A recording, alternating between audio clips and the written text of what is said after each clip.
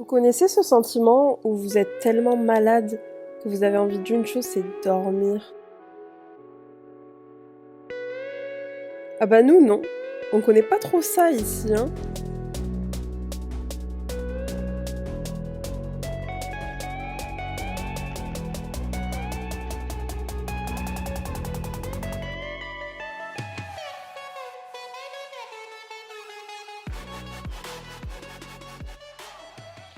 S'il y a une chose que j'ai bien comprise en restant confinée, c'est qu'en restant sans rien faire, on finit par s'ennuyer.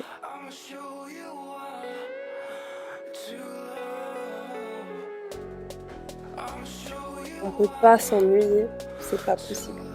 Les cours sur Teams, ça m'avait manqué par exemple. Enfin, pas trop quoi. Je pense que ça avait manqué à pas grand monde en fait. Enfin, vraiment pas grand monde.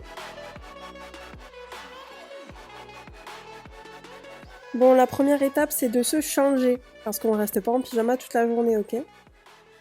J'espère que vous avez aimé cette transition, parce que j'ai eu du mal à la faire.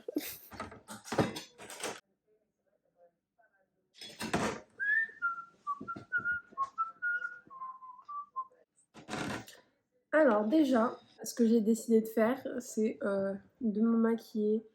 C'est vrai que déjà en hiver, je me maquille pas trop. Alors le but, c'est pas du tout de juger mon maquillage ou quoi que ce soit. Je ne suis pas une pro du maquillage, loin de là. On va parler un petit peu. Qu'est-ce qui s'est passé pour que je me retrouve confinée à la maison? Alors déjà, il faut savoir que samedi dernier, j'ai eu un événement chez mes parents où j'ai dû rentrer. Où Carla, du coup, pour ceux qui connaissent pas Carla, Carla c'est un peu ma BFF quoi. Avec qui on partage tout jusqu'à la maladie. Cet événement s'est passé, c'était trop cool et tout. Lundi, je commençais à tousser, c'était chiant. J'étais pas dans un état où je voulais mourir quoi. Mon mardi, je l'ai passé à tousser, j'avais très soif. C'était un petit peu le commencement de ma mort. Le mardi soir, on avait un autre événement avec l'école, donc ça c'était génial. Et je vous assure que je souffrais. Il y avait Carla et d'autres gens de ma classe, du coup. J'ai passé une très mauvaise soirée, parce que du coup je profitais pas, j'étais mais archi malade, j'en pouvais plus. Mercredi, Inès KO technique. Je ne vais pas en cours du tout. Je prends rendez-vous pour faire un test PCR. J'ai mes parents, j'ai le travail, donc si j'ai le Covid, moyen. Donc je suis allée faire mon test mercredi. Déjà, mercredi 15h30, mon test, je le reçois sous 24 heures, ok, très bien. Pour les voyages, c'est pris en compte sous 24 heures maximum. Le temps que tu reçoives ton test, c'est pas possible. Donc, j'attends les résultats. Jeudi, je suis dans un état second. De mardi soir jusqu'à jeudi, c'était le décès de Inès. Je voulais juste rester couchée et plus personne me parle. Résultat du Covid, donc plus de 24 heures après. Là, le drame un petit peu, parce que tu sais pas trop. T'as l'impression que t'attends tes résultats du bac. Donc t'es là, tu paniques un peu. J'ouvre les résultats, je tape mon petit code, et là, positif. J'ai hésité entre le wesh et le ouf. Mais là, je me dis, attends, je suis vaccinée. Comment j'ai autant de symptômes du Covid? Tu peux l'attraper, mais les symptômes, ils doivent être moindres, tu tombes moins malade, etc. Parce que Carla, elle était pas malade. Carla, elle toussait un petit peu, mais bon. C'est Carla, quoi. Elle galope pour aller faire un test. Carla va faire son test. Carla est positive. Arrive le moment où je n'ai plus de fièvre, mais où j'ai les douleurs. Je me lève pour aller me faire un petit déj ou quoi. J'ai trop mal. Je suis essoufflée de ouf. J'ai prévenu mon médecin, du coup, il m'a dit d'aller passer les scanners, de prendre rendez-vous pour passer les scanners. J'appelle la clinique de ma ville qui me dit il faut appeler l'hôpital. Mais là, je reçois c'est une femme très aigrie qui me répond au téléphone. Ah mais ça marche pas comme ça la vie, hein. Non mais nous, on n'a plus de créneau jusqu'à février là. Vous avez quel âge? J'ai dit 21 ans. Elle m'a dit mais vous êtes jeune et tout ça, ça devrait aller. Si vous avez vraiment mal, allez dans un autre hôpital. Et j'ai 21 ans, mais quand il s'agit de maladie ou de quoi que ce soit, j'ai 1 an et demi. C'est-à-dire que je ne sais pas comment gérer la chose. Des gens qui ont des vraies douleurs, et qu'on leur répond qu'ils ont plus de créneau. Mais en fait, s'il faut, ce que t'as, c'est très grave, et t'as une personne incompétente au téléphone qui te dit bah aller dans un autre hôpital si ça va vraiment pas. Et si là je t'appelle, c'est que ça va pas déjà. C'est la première fois que j'étais testée positive. Je me dis mais la prise en charge elle est naze en fait.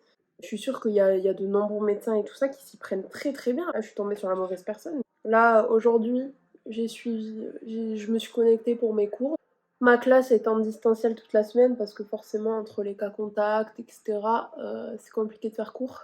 Le mal de tête, les douleurs quand tu respires, que t'es essoufflé au moindre effort, t'as de la fièvre, t'as chaud, t'as froid, t'as des courbatures de partout.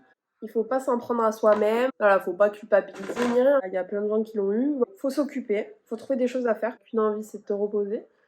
Mais il y a se reposer et se reposer. Moi, je me repose dans le sens où je me suis reposée 2-3 jours. Puis là, hop, il faut bouger, faut ranger l'appart, faut se mettre à jour sur les cours.